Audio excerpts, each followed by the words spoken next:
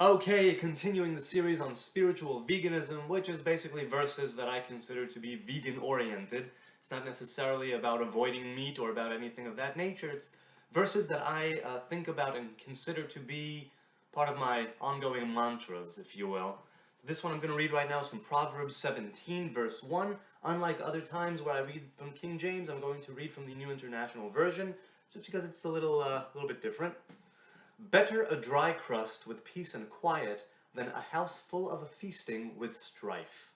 Now, this is talking basically about the vibes that you have as you sit down to the dinner table. It's better to have less, but have peace and quiet, than have a house full of feasting, but with negative vibrations and strife.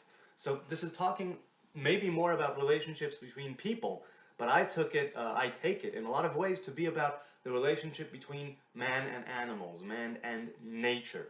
It's better to have a dry crust, a morsel, as King James Bible says, and have and have positive, right, peace and quiet there, than a house that's full of sacrifices, and that's how King James translates it, sacrifices, with strife.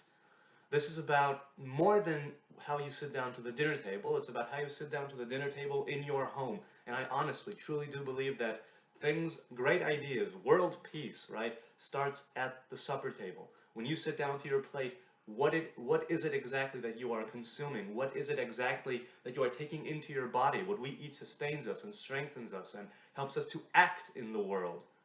So it would be best if there were no negative consequences or processes that are attached to it.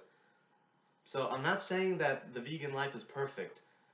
In this modern day and age, with free markets and people being exploited in other countries, there will always be someone who suffers. I'm not blind to that. I'm not naive. Even the couscous and hummus and soybeans that I eat or whatever, somebody had to suffer for them to a degree, and I bought them relatively cheap, right, for a relatively cheap price because someone else has already paid full price for those items. And I'm not saying it's perfect, but I'm saying that it's better to have a dry crust with peace and quiet attached to it, relative peace and quiet, than a house full of feasting with strife.